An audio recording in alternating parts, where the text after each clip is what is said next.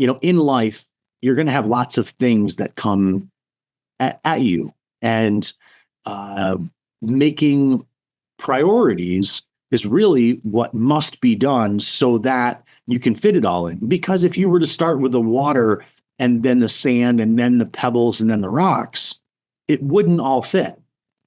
But if you start with the big things in your life, the big rocks, and then you fit in everything else around it, you can always make time for it.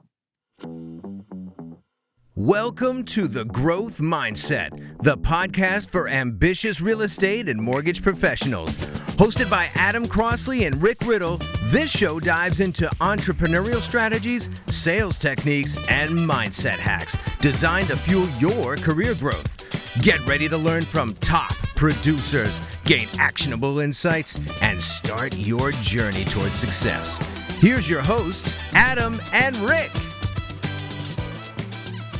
All right, welcome everybody to this week's episode of the Growth Mindset Podcast.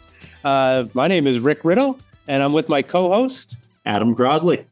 How's everyone doing today? So we no guests this week.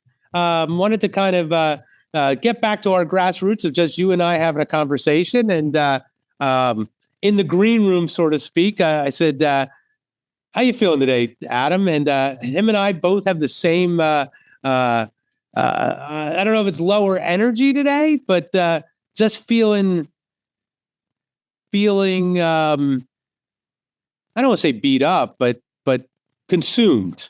Is that the right word? Yeah, I think that's a good word for it. I mean, I think, when we all go out and we do the sales activities that we all talk about, they usually work. And then you have to go do the more sales activities so that, the engine stays full. There's gas in the tank, so to speak. But you also have to deal with all of the things that, we need to, right? So we're both in mortgage, right? So we generate a lot of leads and we get a lot of options, we get a lot of deals coming in. We talk to a lot of people who are interested in coming to the team. And I know, we talked about that. Now there's a lot of people that want to come on the team all at once, right? So it's like trying to figure out how do we get everybody across the board and do the things that made us successful in the first place continually, and carving time out for the work of being a salesperson. So I guess the question is, how do you do the things you need to do when you don't want to do the things you need to do? Right? So meaning, look, we all probably have a business plan, right? And we could talk about business plans, and I think we've that could be a whole nother podcast. But I'm sure all of you that are listening have an idea what needs to get done, and how to generate leads, what to do. But the God in minutes become God in hours, right? And sometimes you're just tired, right? And you could say motivation and discipline, but sometimes I think it's more than that, right? It's like, how do we keep our head to the grindstone? Is that the right word? Head to the grindstone? I don't know if that's the right analogy. Or how do you keep your head down and go in the right direction, knowing that you got to do these things, but you just can't?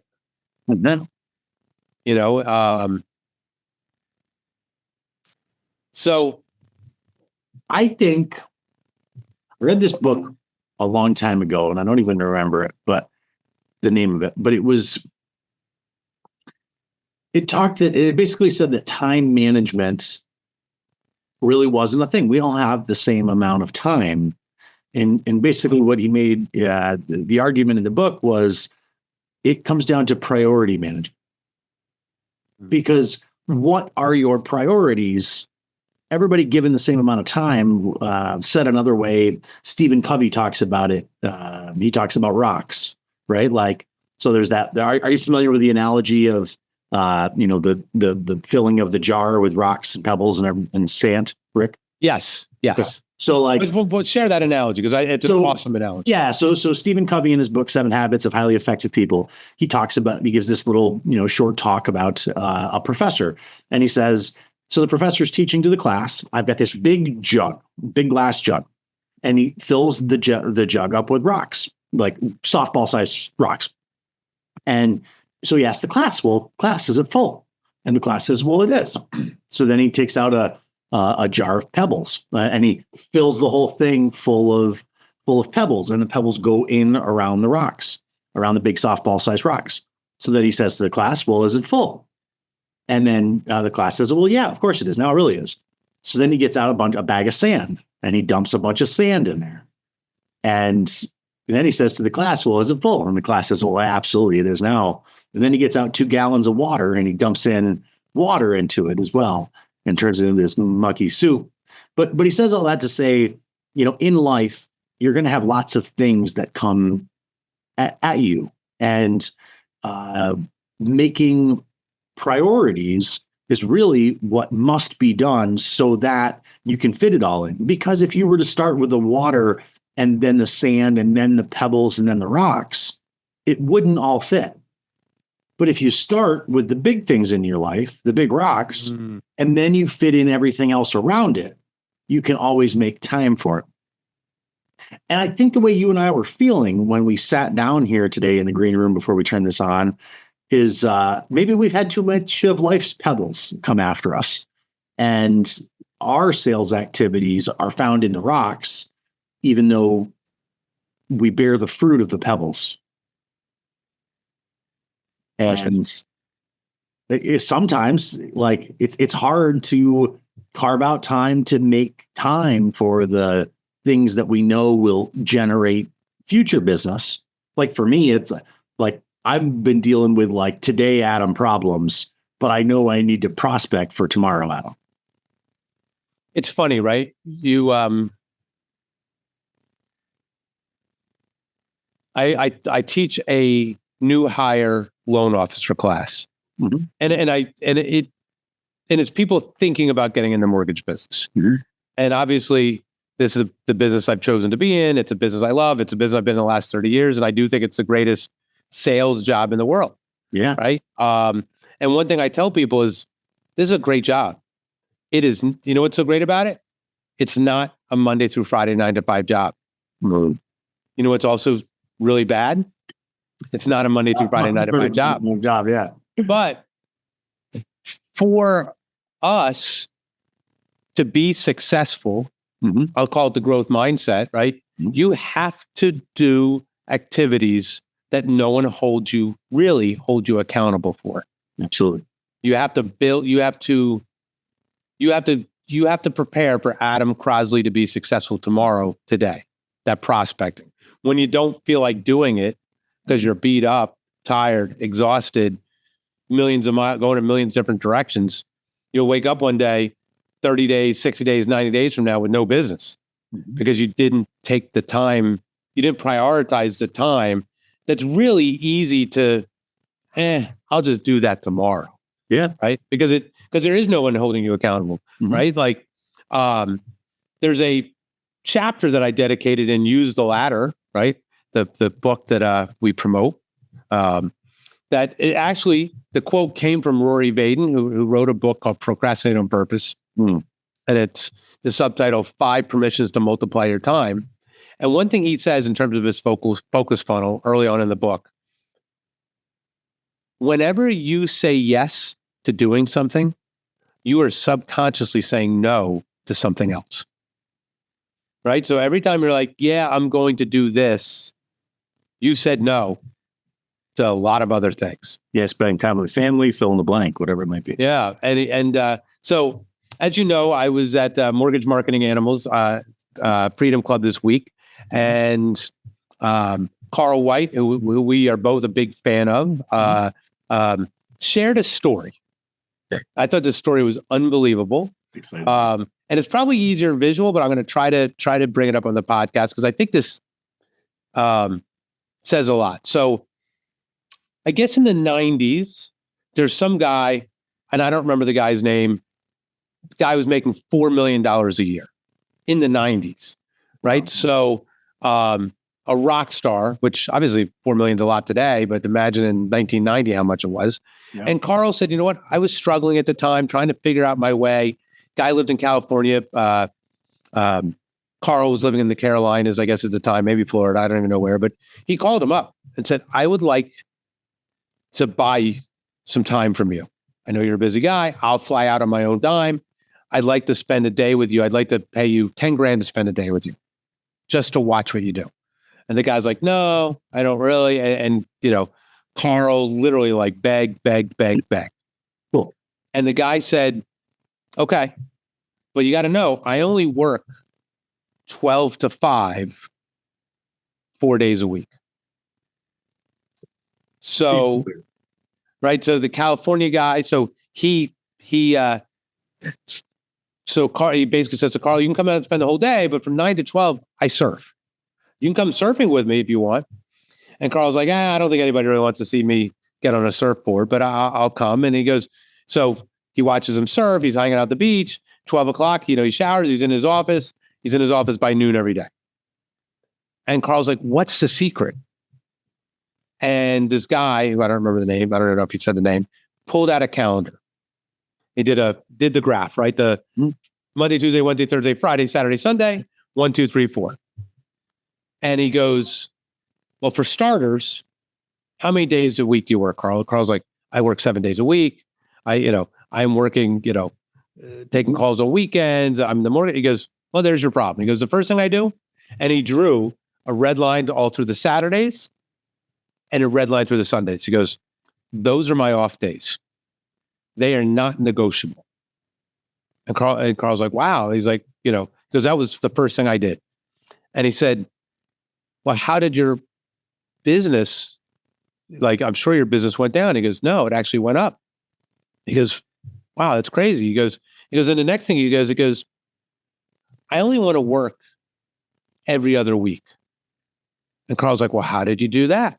How were you able to work every other week? He goes, Carl, it's simple. And he took his red marker and he crossed out week 2 and he crossed out week 4. He said, I'm not working those weeks. Those are non-negotiable. He goes, that's crazy. He goes, how did your business, what happened to your business? He goes, it actually went up. And then he said, you know what? I don't want to work Fridays anymore. Carl's like, how did you do that? How were you able to accomplish it? He goes, Carl, pretty simple. Took a red marker and he crossed out Fridays and said, I don't work anymore. Yeah. And what he said was, when he kind of peeled away the onion, he goes, forget it. And then he went back to working every week because he missed work. He actually liked work, but he only works 4 days a week and he works from 12 to 5. And what he did was, one, when he works 12 to 5, he is working 12 to 5. He is focused on he doesn't take coffee breaks. He doesn't, scroll his phone. He doesn't go on the internet. High level. He is working. Yeah. And he said, but because I am off Friday, Saturday, and Sunday, I come back completely refreshed. Yeah. And I'm focused on my tasks at hand. And there is not a minute from those 5 hours, 12 to 5, that are not accounted for work. He's not like, got a minute. He is tied into his schedule from 12 to 1, 1 to 2, 2 to 3, 3 to 4, 4 to 5, and then 5 he's out. And whatever doesn't happen at 5 o'clock, he's going to get back to it at 12. Mm-hmm. So he prioritized, and I listened to it like he's crazy. Mm-hmm. Carl probably thought of it when he said, this is crazy. And I bet our listeners are like, there's no way that I can't work Saturday and Sunday and Friday. I'll lose my business. And he's like, yeah, in the short term, you may lose a deal if you stop working Saturdays, if you're a loan officer. But how many loans will you get if you are fully focused for the hours that you're fully focused on? How much gain will you have? And that was the point, is that he was so dialed in and so focused on the tasks because he was so refreshed on his downtime. And I think about when I'm drained the most, and I have the luxury of, I don't work in loans anymore, right? I business develop, I build realtor relationships, I coach our LOs, I recruit, I build brand, I do a lot in branding, but I'm not doing the nuts and bolts of The day-to-day. loans, Yeah. right? So I do have a luxury there, but I created that, Yeah. right? You as an LO have created that, right? You have loan partners. You have. You're like, you don't go in Encompass. Your Nicole, your loan partner, goes in Encompass, right? So if it's important to you, prioritize and block that out first. And his point is block out your family time first, because that is why we do what we do. Yeah, that's right. We make money means to the end. Right. Yeah. So make that your priority. Make that your non-negotiable, because make whatever makes you happy your non-negotiables, whatever those are. And that was an aha moment for me, because honestly, as a manager, I work 24/7. I work to support you. So, you may not call me because you figured out a system that you don't work Fridays and Saturdays, but I've got 40 LOs that call me Fridays and Saturdays, right? So I've got to learn to set boundaries for myself. I still work on Fridays, but I know you do. Yeah. I know, but Fridays you do. But, yeah. But Saturdays I try to clock out. But right, so but you should, right? And I guess the point is to avoid that burnout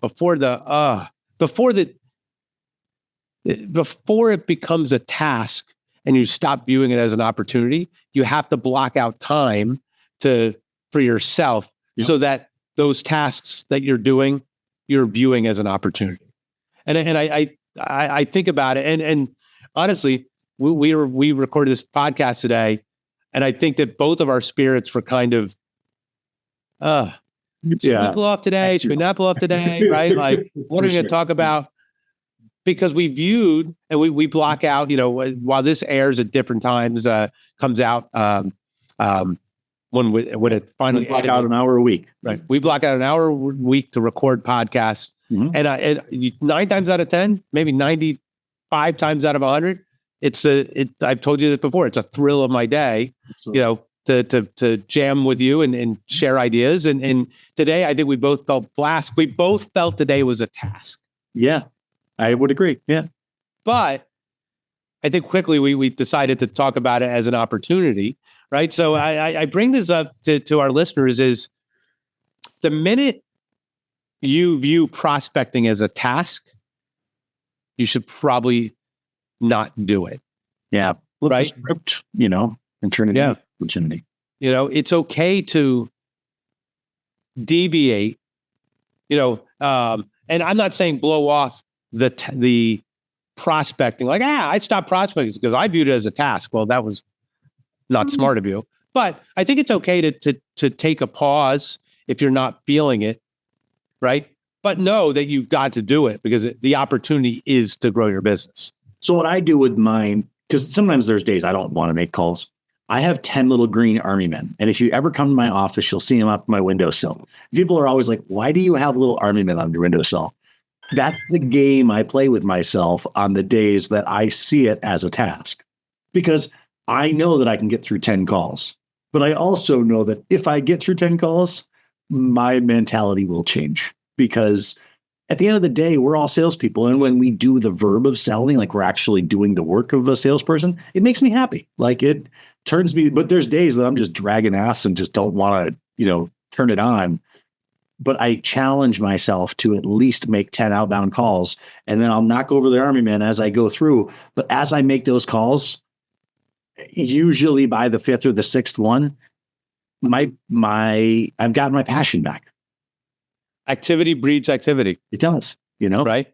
That momentum, right? So which is great. So one takeaway from today's podcast: if you find something daunting, go get 10 little army men and make those, and do those things and knock over those army men as you slay it. And I bet you by the 10th one, it's easy. It is. No matter whether it's rejection or not, right? Like if those 10 calls didn't go the right way, now you're in the zone. Yeah. And I've always, I know I've given the analogy of baseball, right? And I think about players they have goals in mind, right? I want to be, the home run king this year. I want to lead in batting average, right? But it's not what they focus on, right? They focus on their elbow up. They focus on their hips in the right place, their feet, their swing speed, their momentum, right? Like their weight shifting, right? They think about all those little things, knowing if they do all those little things right, they will get the results that they desire, right? And I think that we have to focus on those things, those activities, right? Like I think you've talked about the book, The 90-Day Year. I think Yep. Yeah, it's a great book. Yeah. Right. I've not read that book, but I know we've talked about it in this podcast, right? But like goals and like goals, 5-year goals, even 1-year goals are dreams. Mm-hmm. And it's okay to dream and it's okay to realize your dreams, but the goals are what you do in the next 90 days to get to the dream. Yeah. So you almost have to reverse engineer the dream. My dream is to be the home run king and hit 70 home runs. Okay, well, how am I going to do that? Well, I know that I hit a home run every 1 out of 15 at bats. I won't get to 70, let's say. I got to get to 1 out of 12. Okay, well, what do I got to do? Well, I got to enhance my skills. What skills do I got to enhance? Mm-hmm. I got to focus on bat speed, eye movement, and all those things that I've mentioned, right? It's the same thing in sales, right? If we want to make $100,000, I'll say 120 grand, 10 grand a month, and my average commission is $2,500 a deal. I got to write 4 deals. All right, well, if I got to write 4 deals, how many, pre-approvals do I need, or how many leads do I need? And I know you do a really good job of that, right? So reverse engineering. It is probably easier to increase and correct me if I'm wrong, right? It's probably easier to increase your leads than to increase your conversion. You could tweak things to make your conversion go from 20 to 25, but you're probably not going to go from 20% to 80%. Yeah. Right. So to get your goals, it's all about your prospecting and your top of funnel. Mm-hmm.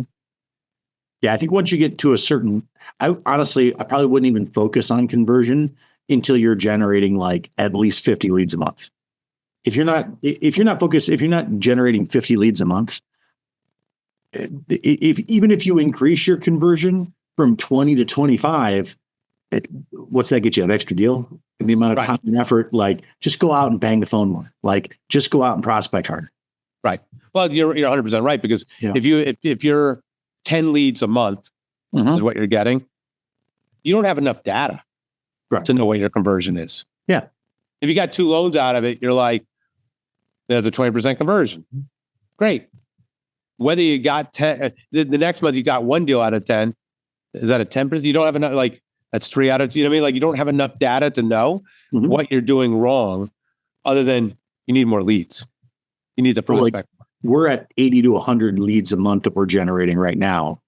And we're really focusing on conversion, because if we can get ours up, and we have from the beginning of the year from 17 to 19%, well, that's an extra 2 deals.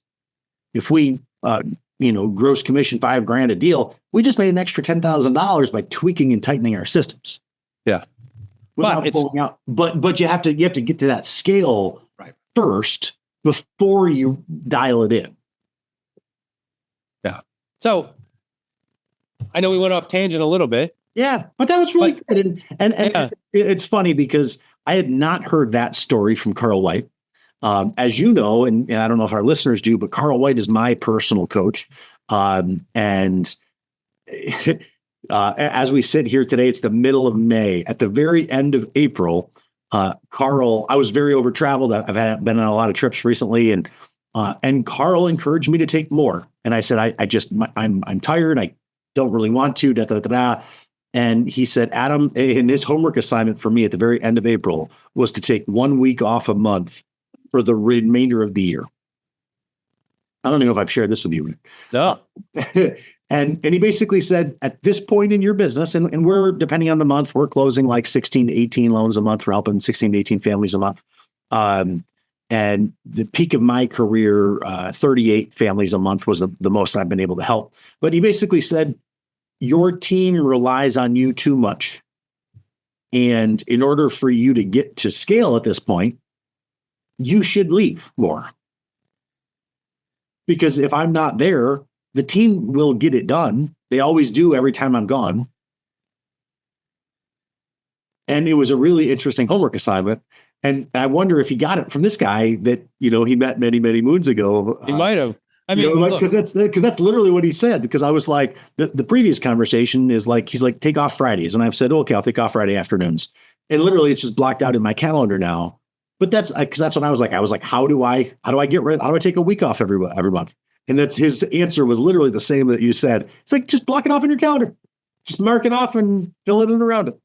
Create a rock out of that and fill in around it. And it's really cool. It's really interesting that he met this guy 30, 40 years ago. That is where that came from. So that's So I think the tip today is take time for yourself, where you literally shut off. When you're off, be off. When you're on, be on. But when you're on, it's go time. Yeah, and that's one thing that I'm trying to get better at is I'm a rambler, as you can probably, if you listen to any of these podcasts or know me at all, I seem to ramble a lot. I think it's a defense mechanism of building rapport and building a relationship and just getting to know people personally. Mm-hmm. But there's times that I've met loan officers or recruits or referral partners, and we will talk about nothing for 45 minutes, and then all of a sudden, my person that I'm talking to is like, "Oh, I got to go," and I just realized we didn't accomplish anything. Mm-hmm. So what I'm trying to get better at is have start and stop times. Like we have 1 hour. Yep. And it's not, and it almost setting the ground rules, not to you, Adam, right? But to me, right? Look, I've got a hard stop. Even if I don't have a hard stop, I got to be like, look, I have a hard stop at 4:00. Yep. So can we dive? Do you mind if we dive right into this? Yep. Right? Almost. It's a way to do a sales pitch, isn't that? Like, yeah, it says, hey, let's not overstep the rapport, but let's get right to the brass tacks. Yeah. So it's so funny. Steve Kiles, right, who's also a coach in mortgage marketing animals. He's Carl's partner. We were talking actually at a lunch break about that, and I said, honestly, I've only used that. I have a hard stop at 4:00 for people I don't really want to talk to, like the uncomfortable conversations, right? The ones that like, oh, Adam, I actually have an appointment at 4:42, so we have 4 minutes to talk, right? Like, I said, I always use that as a way to get out of conversations. Mm-hmm. And he laughed and he goes, well, I guess I realize if you say that, that means you don't really want to talk to me. And I'm like, yeah. So, but his point was like, so he said, do me a favor, you got to do that on every conversation, right? And you got to be mindful of your own time, right? So I think that the point of that is if you really don't want to do something, block out things that you really want to do to decompress. Whether it's a Fridays, Saturdays, Sundays, get out of the business. Go play golf. Like set those times for yourself. But when you're on that will rejuvenize you and re-energize you to do the things that you have to do. Right? Like that guy that goes surfing every morning from 9 to 12. He's it's his time from 9 to 12. And guess what? At 12:00, he's on. Yeah. Where he, like you said, he almost passed up. Like, I'm too busy to talk to you, Carl, from 12 to 5, and Carl to beg him to see him for 5 hours. That's you know what I mean? Like, right. Yeah. So I thought that was a relevant on what we're talking about today. This is a great conversation today. Yeah, it was good. I'm so happy we did it. Good. Yeah, me too. I see, guys. So even on the days you don't want to turn on, commit, get it done, and you're always going to have a good time. That's it. Once you get that ball rolling, once you knock down those arms, I bet you by the time you knock down your 5th or 6th Army man out of your 10, you're in your groove. That's in your sales groove. So, all right, guys. Well, you have a great day. Thank you for joining us today on another episode of the Growth Mindset Podcast. Rick, Riddle, and I really appreciate you. And take it on home, Eric, with the legal stuff. I will say one thing. Can I add one more thing before we do that? Sure. Yeah. We are always looking to meet great people on this podcast. So if you're listening, go to the growthmindsetpodcast.com. That's where our webpage, even though you might be getting it on Odyssey, Apple, or wherever you get your podcast. And we have a link there to become a guest. So if you are interested in becoming a guest, you can reach out to me and Adam directly if you know us via email or phone calls. But if you don't, you're a listener that we have not met yet, just go on our podcast and ask to be a guest. We'd love to meet you and reach out and hear your story. That's an awesome point. Thanks, Rick. So, all right, guys, have a good one. Take the little stuff. Cheers. You've been listening to The Growth Mindset, hosted by Adam Crosley and Rick Riddle. Don't forget to subscribe, leave a review, and share this episode with your colleagues. Stay tuned for more actionable insights to fuel your career success. Thanks for listening, and we'll see you next time. The views and opinions expressed in this podcast are personal and do not necessarily reflect the official policies, positions, or opinions of Absolute Home Mortgage Corporation or Crown Home Mortgage. The content is intended for informational and entertainment purposes only and should not be considered professional advice or an official endorsement by either organization.